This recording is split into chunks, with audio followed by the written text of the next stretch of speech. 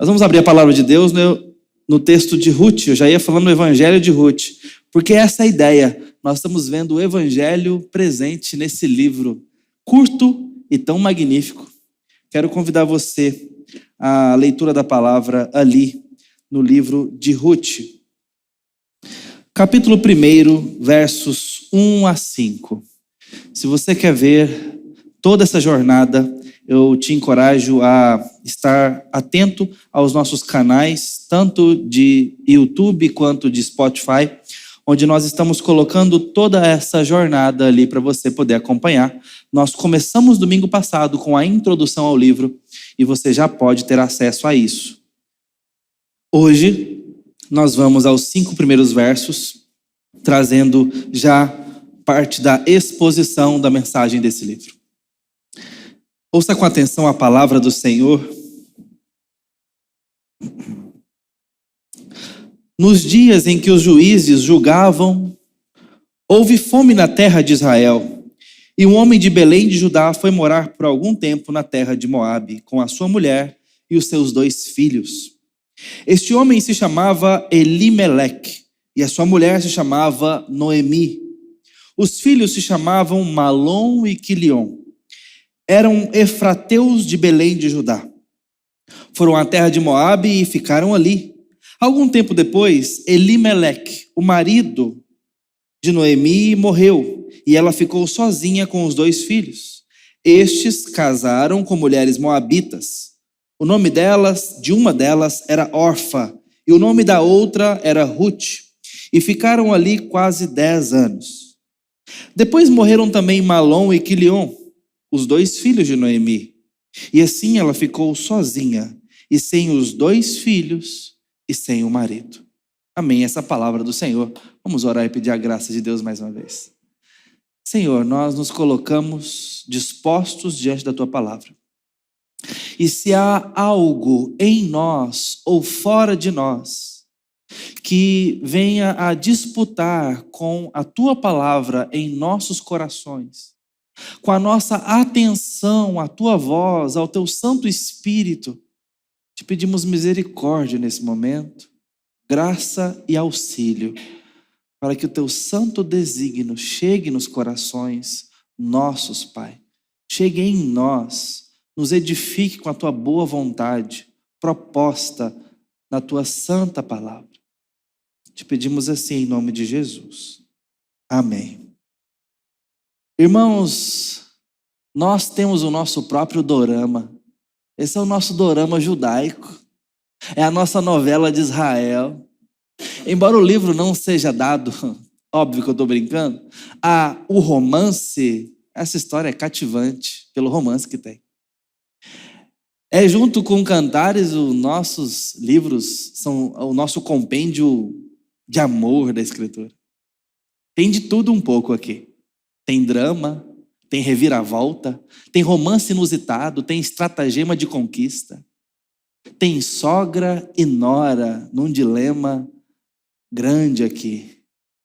É dramático, é encantador. Aliás, essa história de 4 capítulos, ela é encantadora por várias razões. A primeira é essa, é uma história de amor, que nos cativa, que aquece o coração.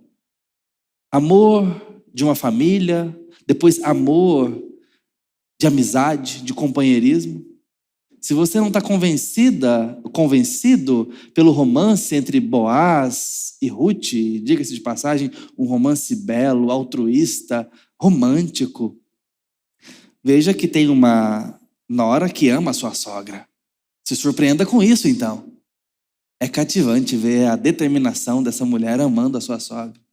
Já viu isso? Na Bíblia tem. Aliás, a Bíblia é um lugar de milagres fantásticos. O Antigo Testamento tem essas pérolas fantásticas. O fato é que o amor está presente nesse livro e a gente se encanta com inclusive, título dessa nossa série, Esed, presente. Essa é uma palavra hebraica que mostra o amor ou o socorro ao necessitado, o auxílio ao carente, a Esed. É uma expressão que está muito presente no livro de Ruth, mas ele está recorrentemente em boa parte do Antigo Testamento. Aqui você percebe a Esed, tanto em Boaz com Ruth, em Ruth com Noemi. Você vai percebendo essa bondade, essa benevolência, esse amor presente. E, sobretudo, o amor de Deus demonstrado nesse livro. O personagem principal dessa história. Mas também é uma história de esperança. Você é apresentado, como nós acabamos de ler os 5 primeiros versos, para um quadro de catástrofe, um quadro de tragédia, um quadro de fome, de desventura, de escassez, de desesperança. Um quadro onde o foco principal está na figura de Noemi, aquela que está desolada na vida.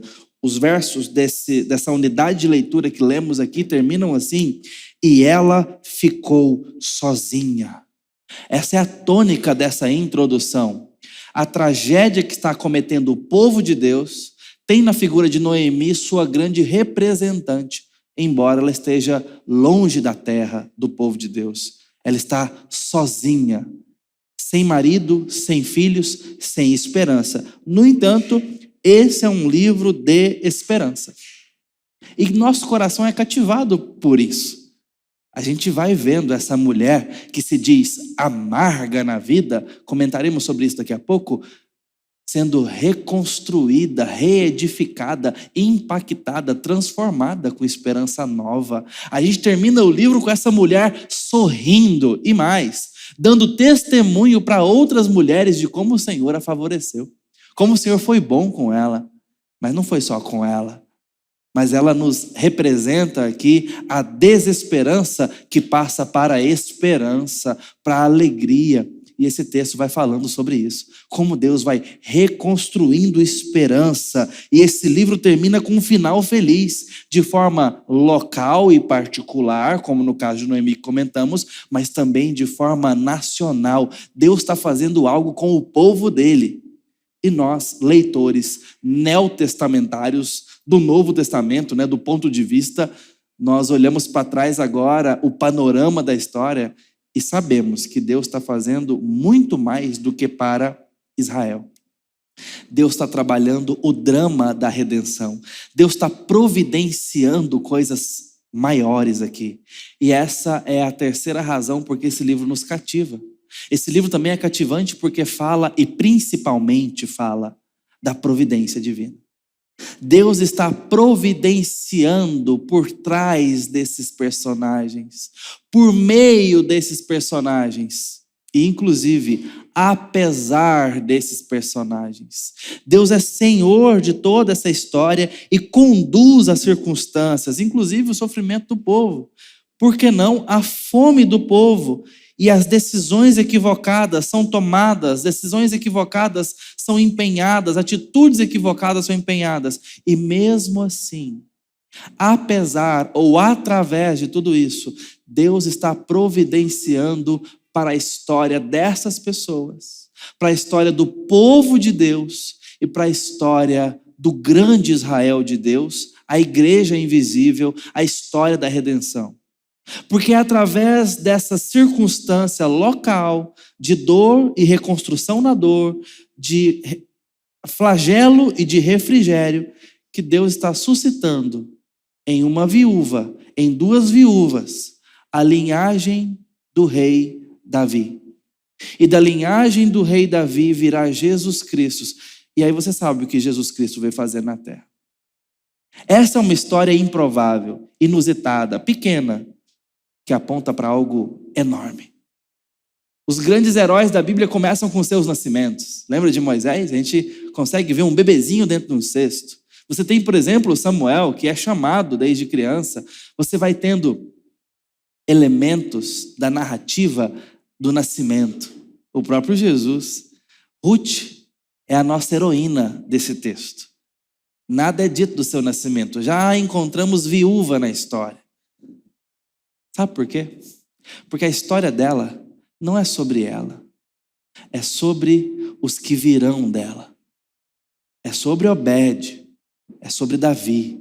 É sobre Jesus. Aqueles que virão. E a boa providência de Deus está conduzindo toda essa experiência. Da dor a alegria do desespero, a esperança de que haverá rei sobre Israel. Ruth é um livro que nós não sabemos a sua autoria, embora seja sugestivo que identifiquemos com o profeta Samuel. Por algumas razões, mas elas são singelas e não dá para fechar a questão. Uma delas é algumas características da linguagem que nós perceberemos com algum olhar atento ao caráter do profeta Samuel posteriormente. Inclusive, logo na sequência do cânon hebraico e o nosso cânon bíblico.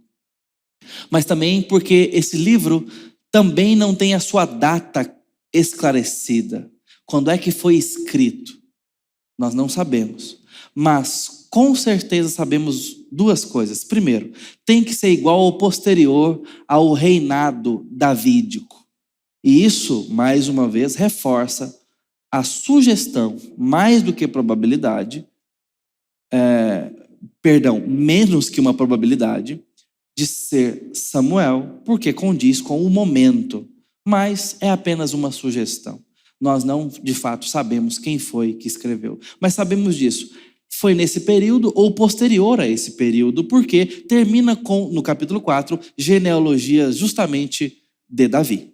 Mas a outra coisa que sabemos, e esta muito importante, esta informação sim, nós precisamos levar muito em conta, é que esse livro é sobre o período dos juízes.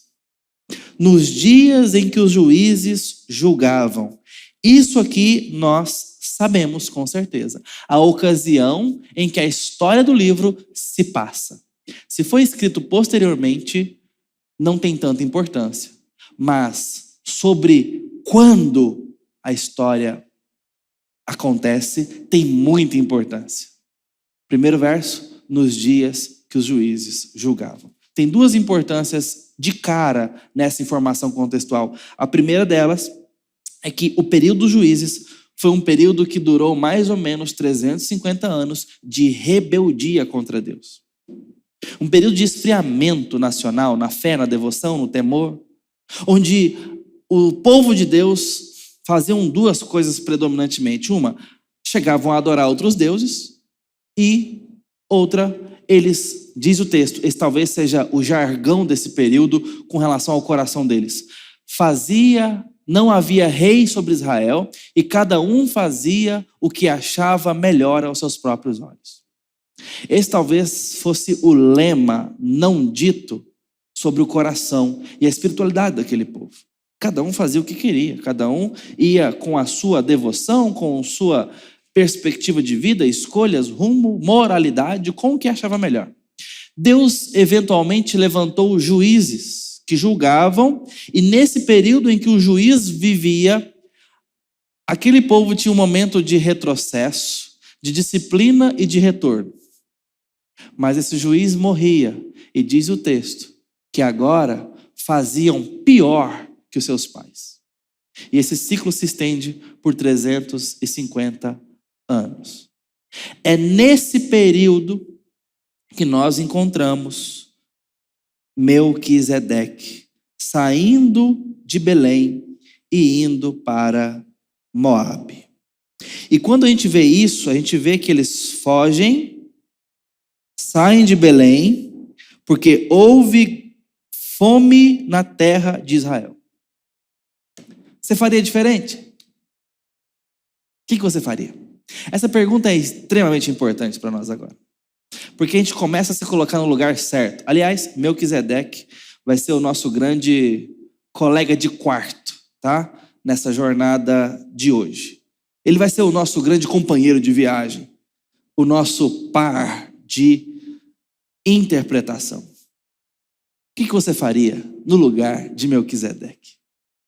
Está tendo fome em Israel. Ele pega a sua família, seus 2 filhos, né, sua esposa, e foge para Moabe, certamente esperando que a fome passe. E você pode achar que esse homem teve uma atitude previdente. Eu acho. Ele vai com a sua família para onde tem comida no campo. Você não faria o mesmo? Você não tomaria alguma atitude para que a sua família, seus filhos não tenham fome? Esse homem faz exatamente isso. E a gente, olhando para isso aqui, a gente mostra que muitas vezes a nossa atitude é assim para situações talvez até bem menos drásticas quanto fome nacional. A gente tem uma tendência de escapar dos problemas, de buscar pastos mais verdes com facilidade, de buscar oportunidade, provisão, de dar os nossos pulos. É o que está acontecendo aqui. Mas é importante que a gente entenda alguma coisa imediatamente. Nós estamos olhando do Ocidente para o mundo antigo bíblico. Nós estamos olhando com uma perspectiva teológica como crentes neotestamentários, de herança paulina, de Atos dos Apóstolos. Nós somos essa igreja que se torna europeia, essa igreja que se torna norte-americana, essa igreja que evangeliza a América do Sul. Nós somos dessa herança. Nós estamos olhando com essa perspectiva para trás. Nosso pensamento não é o pensamento do Antigo Testamento, nem dos nossos irmãos. E essa distância precisa ser considerada para que a gente não perca algumas coisas de vista.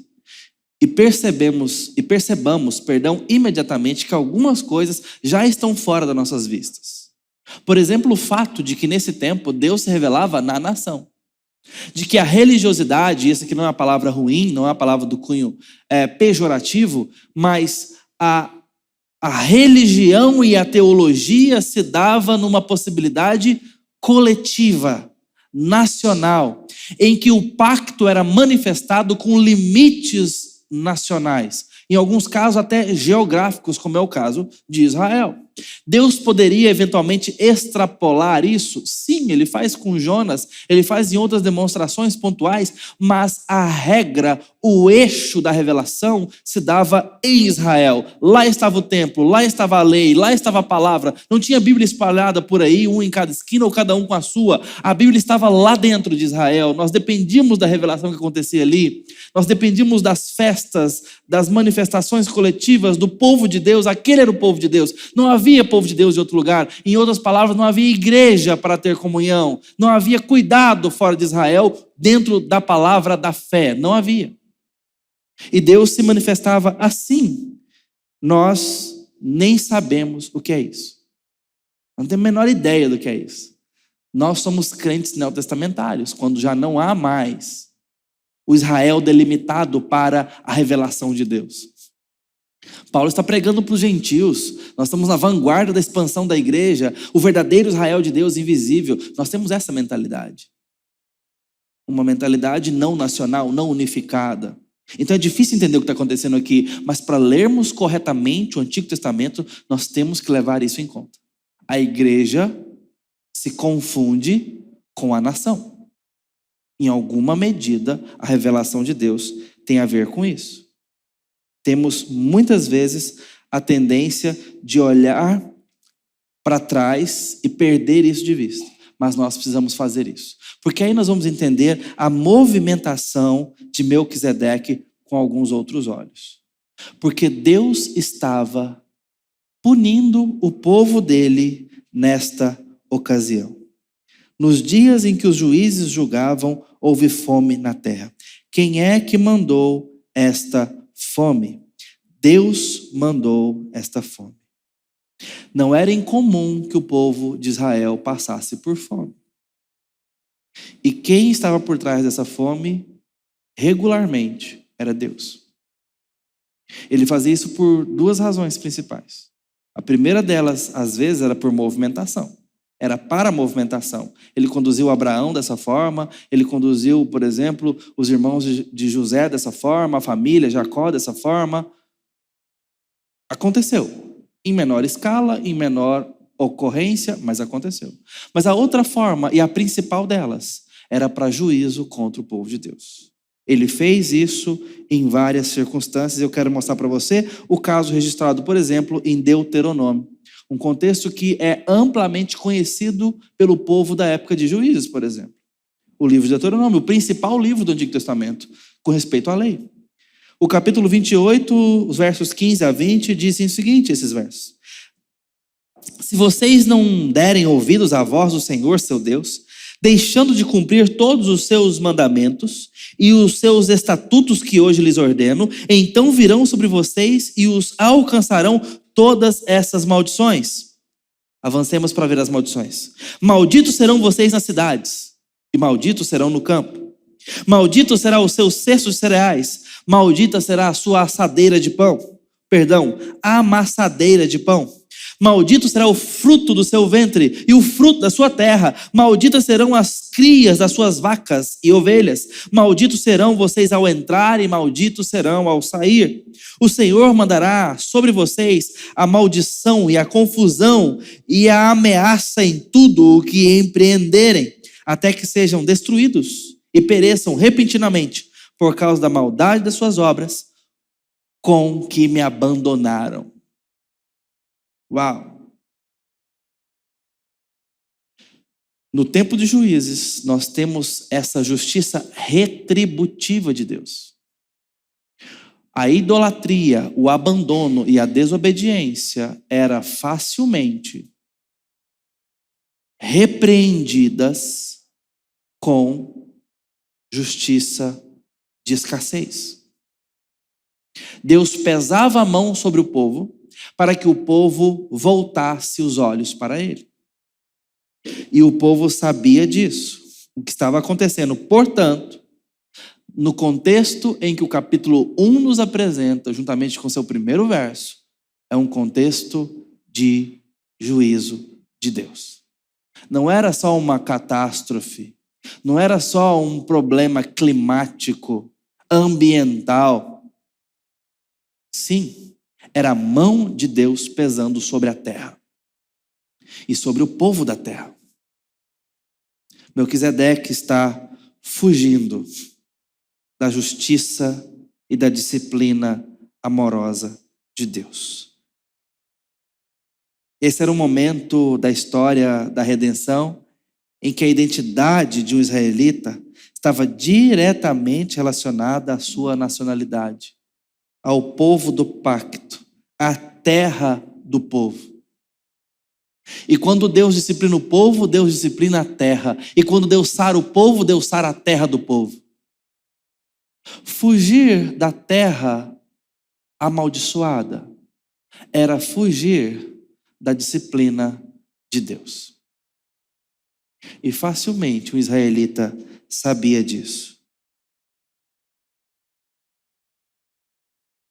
Meu filho,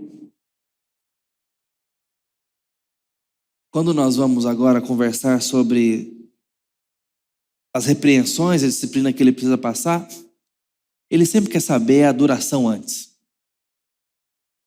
Pai, quanto tempo vai ser o castigo? Assim? Assim? Ele me pergunta. Só um instantinho assim? Eu não vou falar, vai lá, quando eu te chamar é porque acabou. Aí passa um tempo, ele está perguntando. Pai, tá quase? Pai, tá chegando a hora. E ali nós vamos negociando. Na minha época, ao invés de negociar, eu agia de uma forma diferente. Minha mãe, por crente que sempre foi, entendia que não podia reter do filho a havaianas? Não. O cinto? Não. A vara. Talvez por uma exegese mais literalista e direta, talvez por ser uma boa entendedora de física e sabe que quanto menor a superfície de contato, maior a pressão exercida. Eu não sei se você tem experiência, mas varas são bem fininhas. A superfície de contato é mínima. E ela então depenava ali aquelas folhas, melhorando a sua aerodinâmica, tendo menos arrasto com o vento e encontrando menos resistência entre o balançar da sua mão e o alvo, no caso, minhas pernas. Nesse ato muito bem pensado dela de me repreender e disciplinar quando eu bem merecia, algumas vezes ela não encontrava um filho que... Mamãe, peraí, Quantas varadas eu mereço? Pode ser 2 hoje e eu já prometo aprender, como o meu veio fazendo comigo. Não. Muitas vezes, a tolice do meu coração, a arrogância do meu coração, fazia a seguinte postura acontecer. Não doeu. Tolo. Vai ganhar mais 3. Minha mãe logo respondia, então é porque não está doendo, você não está entendendo. E ela ia até eu entender. Aí eu entendia mais rápido, né? Bobeira tem limite, viu? Mas o povo de Deus muitas vezes, ao tentar escapar da ira de Deus e da sua disciplina, prolongou o seu sofrimento. Você nunca parou para pensar nisso quando o povo saiu do Egito? Depois que Deus fez tudo o que fez, Deus não poupou recursos para libertação. Aí logo em seguida, era para o povo ser simplesmente teletransportado para Canaã, né? Deus até abre o mar para não ter problema. Mas não, a cena seguinte é muito curiosa. Eles passam 40 anos andando em círculos e não chega lá a bênção. Por quê? Porque a bênção vem quando o coração está pronto. E o Senhor vai nos corrigir até preparar o nosso coração. 40 anos para que aquela geração aprenda o temor ao Senhor. Saíram do Egito sem temor ao nome de Deus. Na primeira oportunidade que tiveram, fizeram um bezerro. E Deus quer lhes ensinar o amor a Ele e o temor ao seu santo nome. Deus não abre mão disso. Melquisedeque foge. Se a disciplina era fome, qual deveria ser a atitude correta de Melquisedeque? A atitude que é correta é em toda a disciplina que nós percebemos de Deus. Ao contrário da criança que o Giovanni era, muitas vezes. Não é de endurecer a cerviz, mas é de humilhação e arrependimento. Obrigado. Eu estou falando Melquisedeque, né? Obrigado. Melquisedeque é um rei, gente. Tem nada a ver. Eu falei hoje de manhã também. Elimeleque. Inclusive, a gente precisa desse nome aqui agorinha, tá? Obrigado. Cabeça. É a idade. Muito bem. Elimeleque, tá? Elimeleque tem essa atitude de pegar o povo dele e levar para longe da disciplina. O que nós vamos colher quando fizermos isso? Quando nos afastarmos da possibilidade do que Deus tem através da disciplina. O que a gente vai colher com isso? E por ironia, é exatamente o momento que a gente precisa do nome dele. Porque Eli ou El-i-Melech é um nome muito interessante. O El é o do Deus que está no nome. Por exemplo, Daniel tem a ver com Deus é o meu juiz. O Deus está aí. Eli está aí. O Deus está aí no nome dele. El de Eli é Deus. Melech é rei. Deus é meu rei. Esse é o nome de Elimeleque. Deus é meu rei. Esse homem que tem esse nome, você sabe como os nomes são importantes no Antigo Testamento? Esse homem está saindo de Belém. Belém que tem no seu radical Beit, casa. E o lém aí é um sufixo para a palavra pão ou panificação. Casa de pão. Belém significa casa de pão. Belém é uma padaria, meus irmãos. Mas está tendo fome. E o homem que diz que Deus, no seu nome, é rei sobre ele, está saindo da casa de pão para buscar pão. Mas vai para Moabe. Moabe, lugar esse que foi amaldiçoado há um tempo atrás pelo Senhor, porque quando saíram da terra do Egito, diz o texto, não foram ao encontro do povo de Deus com pão e água. Elimeleque sai da casa de pão, o lugar do pacto, para buscar pão em outro lugar. Lugar esse que já demonstrou impiedade na história de Deus, do povo de Deus, perdão, por não dar pão ao povo. negou pão e água ao povo de Deus. E esse homem vai buscar recurso e ajuda e auxílio nesse lugar. Você começa agora a ver a ideia que o que Elimeleque está fazendo é incorreto do ponto de vista teológico. E se por um lado a gente concorda com ele de rapidamente buscar provisão, por outro agora a gente já quer tacar umas pedras na cabeça dele. Mas vai com calma, porque como eu disse, esse homem é o nosso par, o primeiro par de interpretação, para a gente ver a mensagem da palavra de Deus para o nosso coração, veja ela no contexto desse homem. Esse homem precisava aprender que debaixo da disciplina de Deus é o lugar mais seguro para se estar, porque Deus está lidando com seu povo. E muitas vezes, na tendência de fugir de todo e qualquer desconforto, nós podemos fugir da possibilidade de sermos restaurados.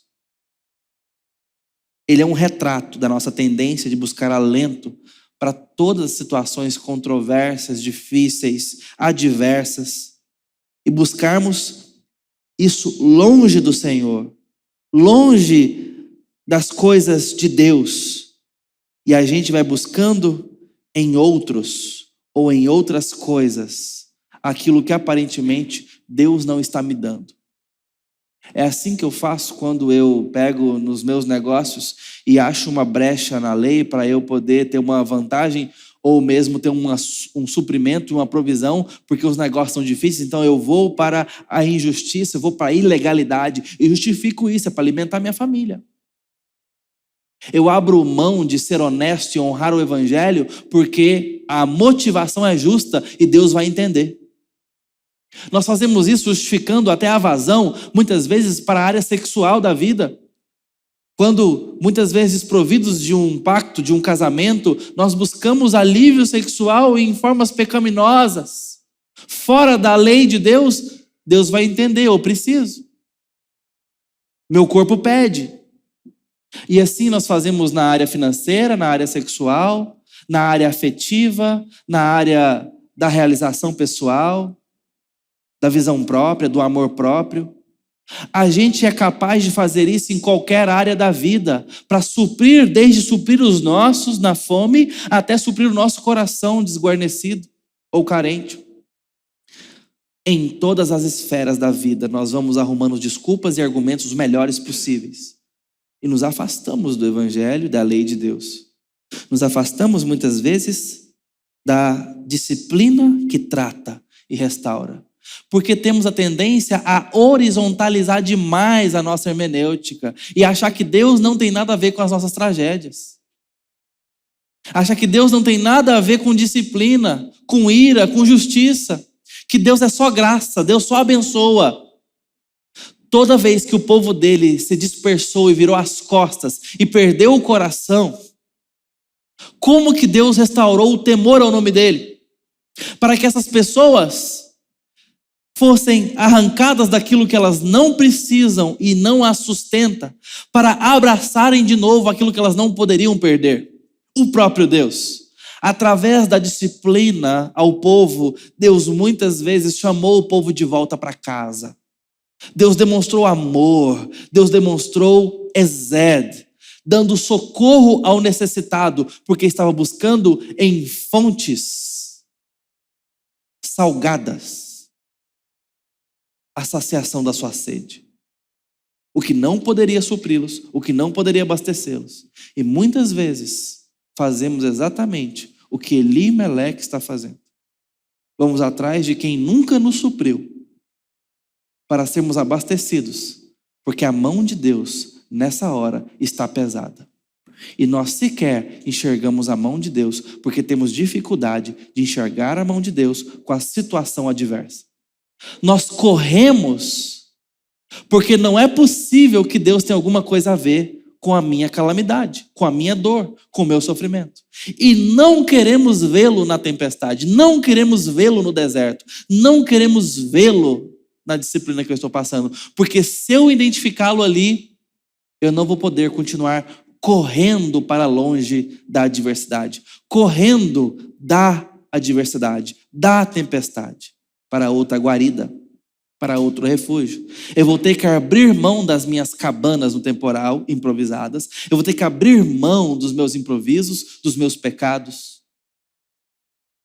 da minha atitude independente. Eu vou ter que abrir mão disso, porque eu vi que Deus estava ali. E talvez vou ter que fazer como Jó. Ainda que Deus se levante contra mim, eu não irei para nenhum outro. Eu sei que o meu Redentor vive. Quando pais se levantam contra os seus filhos na rebeldia deles, Deus está nos mostrando que Ele faz isso de forma muito superior e perfeita ao que nós fazemos, na tentativa de, amando os nossos filhos, demovê-los do mau caminho, demovê-los da rebeldia, demovê-los da dureza do coração, da obstinação. Deus, de forma muito mais santa e perfeita, não abre mão de nos buscar quando estamos perdidos, equivocados. Isso está acontecendo aqui. E Elimeleque é o nosso retrato, porque temos a maldita tendência em nosso coração de responder à disciplina do Senhor, que muitas vezes vem sobre nós, nos colocando em situações completamente difíceis e indesejadas, fugindo de forma rebelde e inconsequente, ao invés de responder com humildade e arrependimento. Ou corremos da vara, ou quando ela chega, endurecemos e dizemos, nem doeu. E temos dificuldade em aprender com o propósito da disciplina, humildade e arrependimento, edificação e restauração do caráter. Quando nós fizermos isso, ou seja, fugirmos da situação disciplinar de Deus, quando não respondermos com humilhação, dependência e arrependimento, a situação que Deus tem pesado sobre nós, que oportunidade nós estamos perdendo? Já pensou nisso? Que oportunidade Elimeleque perdeu? Ele prolongou a dor da sua esposa. Ela poderia ficar viúva em Belém? Certamente. Poderia ficar sem seus filhos? Certamente. Mas ela não estaria sozinha. Ela estaria no povo de Deus. Ela estaria no meio das suas amigas, no meio dos seus parentes. Ela teria algum apoio, ela teria outra perspectiva, ela teria a lei ali perto, ela teria a palavra de Deus, ela teria seus sacerdotes, suas festas, seu povo. Essa mulher, versículo 5, está sozinha no mundo. Certamente a decisão equivocada do seu marido ampliou e estendeu a dor da sua esposa. Porque eles estavam longe da terra do pacto, longe da lei, longe do tabernáculo, longe da comunhão, longe onde a palavra de Deus estava acontecendo. E por mais que achasse que fosse só por um momento, esse momento durou pelo menos 10 anos. E a Noemi, cujo nome significa agradável ou doce, tem a ver com algo sensorial, seja o paladar ou a fragrância, o nome dela carrega isso, ela é agradável, é doce, é aprazível. Essa mulher, quando retorna a Belém, diz, eu não quero que me chamem mais de Noemi. Ela sabe o significado do nome dela. E diz, me chamem a partir de agora de Mara, porque eu me tornei amarga. Essa mulher recebe vários golpes na vida que levam ela para essa realidade. E as decisões equivocadas do seu marido têm alguma coisa a ver com isso. Bom, a primeira é justamente essa. O seu marido morre e ela fica viúva. E ficar viúva nesse contexto é um contexto patriarcal. O nome, o direito legal, o sustento está totalmente atrelado ao marido. Sem marido nesse tempo, a situação era muito complicada. E essa mulher está perdendo tudo isso na morte do marido. Mas ela ainda tem filhos adultos que podem cuidar dela. E esse é o segundo golpe da vida. Essa mulher perde possibilidade de ter netos. Porque esses homens não tiveram filhos. Ela ainda tem seus filhos, mas não deixaram herança, não deixaram filhos para ela. Alguém já disse que neto é a melhor forma de ser pai e ser mãe, né? Ter netos. Diz que é muito melhor. Então eu vou descobrir como é que é, porque realmente a ideia de ser pai, a realidade já é tão transformadora. Eu acho que fica para trás o peso, né? Fica para trás a canseira de ser pai e mãe. Fica a doçura, tal como o descompromisso de uma sobremesa. Você vai lá, mima, bajula, pega no colo, faz as brincadeiras, brinca de aviãozinho e devolve para a mãe dormir e vai embora. Ser vô deve ser bom demais mesmo. Aqui nós temos, eu sei que tem vô aí que cria mais que pai e mãe, tá? Tô só ilustrando um recorte lúdico disso tudo. Dizem que é a sobremesa da vida, né? Noemi não está vivendo isso. Noemi não teve netos. E o terceiro golpe é que os meninos morrem. Os filhos, Malom e Quilion. 3 golpes. Todos eles envolvem falta de vida. O marido que morre, os netos que nunca nasceram e os filhos que a deixam. Ela enterra seus filhos. Essa mulher se torna amarga. Diz alguém que essa mulher é o arquetipo de Jó do Antigo Testamento feminino. Porque em todas as áreas da vida essa mulher sofre, até fome, a desesperança, a saúde, o luto pelo marido, pelos filhos, a desolação. Essa mulher está sofrendo e é assim que a gente a encontra, amarga. Mas esses primeiros 5 versos que nós estamos vendo nessa noite, falando dessa circunstância de dor, da fome de Israel, das decisões equivocadas de Elimeleque, da dor na família e da dor de Noemi, não é o conteúdo do livro, não é o assunto do livro, é o pontapé para os próximos 4 capítulos falarem de como essas 3 mulheres, Noemi, Orfa e Ruth, em especial Noemi e Ruth, vão responder a essa situação.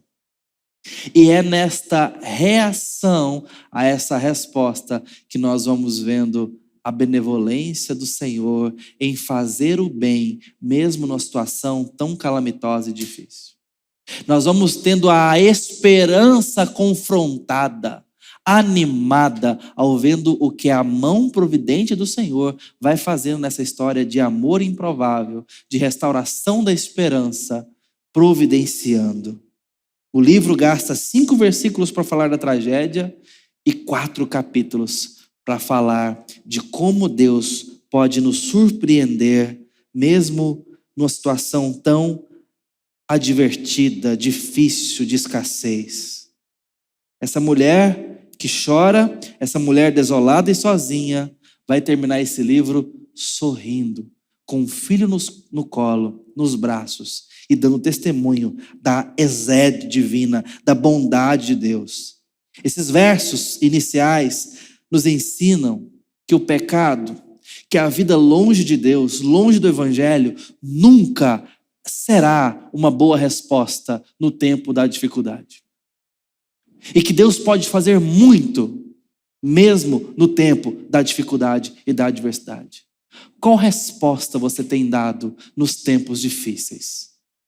Como foi, no impronunciável tempo da pandemia, a sua espiritualidade, a sua fé, a sua resposta àquilo tudo? Qual será a resposta agora, nossa, e de forma muito mais particularmente especial dos nossos irmãos do Rio Grande do Sul?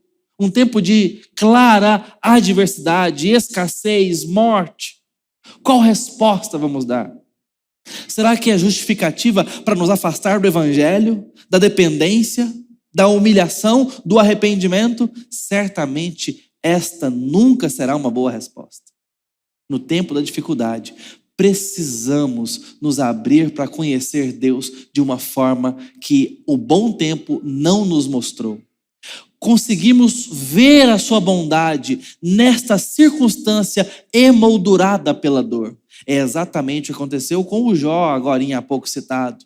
É o que pôde acontecer conosco num tempo de pandemia, é o que pode acontecer com os nossos irmãos agora no Rio Grande do Sul, é o que pode acontecer conosco no dia difícil, no dia em que a mão do Senhor for pesada sobre nós. Arrependimento, humilhação e retorno para Deus, certamente serão as respostas mais adequadas na dor e na escassez. Encontrar Deus no meio da tempestade.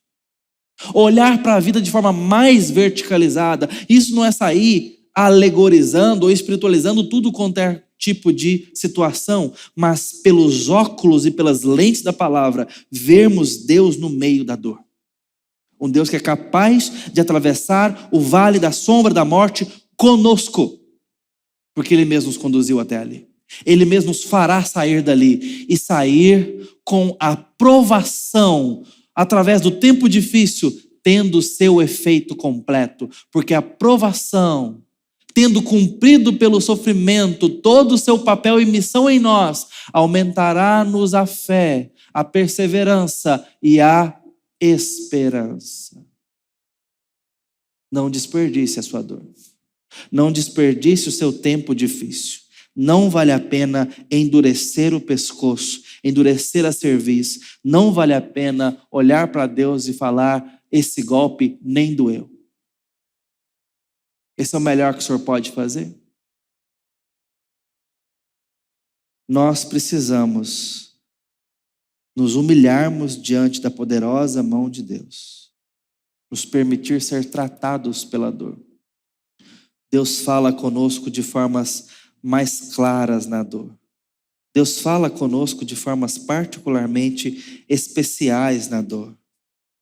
Deus está providenciando para aquele povo contrição, retorno, esperança nova. Deus está providenciando. Quando mais tarde Deus deu a bênção da restauração para Belém, Noemi não estava lá para ver. Ela vai ter que experimentar isso agora, noutra instância, noutro momento. Deus está providenciando o que o nome do Elimeleque, que fugiu da terra do povo de Deus, porque não tinha rei na terra, carrega, é justamente o que Deus está providenciando. Um rei para o seu povo. E sabe através de quem Deus vai fazer isso? Através de Noemi. Porque no final do livro, Ruth entrega nos seus braços seu filho gerado do improvável, Obed. E esse será o precursor do rei que Deus preparou para o povo dele, Davi. Para apontar, ainda que de forma limitada e imperfeita, que Deus reina sobre o seu povo. Mas sinaliza um rei perfeito, porque é de Davi que virá Jesus, o Emanuel, soberano dos reis da terra, primogênito dos mortos, rei dos reis, Senhor dos senhores. Esse virá. E por isso que Belém se chama casa de pão, porque é em Belém que nascerá o pão da vida, que tira o pecado do mundo. E por fazer isso, tira a fome da vida. Quem dele comer, jamais terá fome. Deus está fazendo isso através dessas mulheres quebradas, providenciando o pão da vida. Não é fantástico isso? Você não se impressiona com isso, não? Essa é a providência de Deus. Duas mulheres que passaram fome, pelo menos Noemi, que tiveram fome. Uma família que lidou com a falta de pão, vai ser quem vai abrir caminho genealógico para o pão da vida chegar. O rei sobre o povo, o rei sobre o verdadeiro Israel. Essa é a provisão de Deus. Por isso, na dor, tenha paciência, tenha humildade. Deus está trabalhando, como esteve trabalhando aqui, e trouxe esperança. Essa não foi uma boa escolha, a de Elimeleque. Ele teve as suas consequências, aprofundou a dor da sua família, mas apesar dessa decisão, Deus estava trabalhando. Deus tem a incrível capacidade de transformar o mal em bem, uma tragédia em quadro emoldurado da esperança. E nada, nem nossas decisões tolas podem atrapalhar seus planos redentivos na história. As tragédias da nossa vida, nossas decisões, a dureza do nosso coração não podem impedir. Agora, finalmente, quão melhor será para nós se, ao invés de estarmos contra a poderosa providência de Deus, estivermos a favor do que Deus está fazendo no mundo. Não andaríamos 40 anos no deserto. Não precisaríamos de tantas provações, se a nossa esperança for amadurecida com mais disposição do coração. Se humilhe diante da bondade do Senhor. Se humilhe diante da sua disciplina quando vier sobre nós. Não perca Deus de vista quando a dor chegar. Busque-o. Olhe para Ele. Encontre-o no olho do furacão, no meio da tempestade. Não se apresse em fazer abrigos tão rapidamente. Que Deus os construa contigo quando for a hora certa, porque você está caminhando com Ele na palavra. Que a palavra te instrua na dor, que o Evangelho te console na dor. E que a gente possa ver a nossa vida ser conduzida como a dessas mulheres foram, e que a nossa resposta possa ser uma resposta de dependência, como a de Ruth foi. Que Deus abençoe a sua vida e a sua história. Nós vamos orar a Deus agora, pedindo a bênção dele sobre nós. Ó Deus bendito, nós nos colocamos debaixo da poderosa mão do Senhor, precisando depender da tua provisão, precisando nos humilhar diante da tua disciplina quando ela vier sobre nós, nos humilhar diante da tua santidade e sermos mais dispostos a nos conformarmos com a tua santidade, ó Deus. Ajuda-nos a encontrar arrependimento, provoca em nós, ó Deus, corações dobrados diante do Senhor, vidas voltadas para o teu evangelho. Demova-nos dos nossos maus caminhos distantes do Senhor. Ajuda-nos a clamar pelo teu santo nome. Ajuda-nos a clamar por Jesus e encontrá-lo nele. É no nome dele, ó Deus, que falamos contigo. Amém.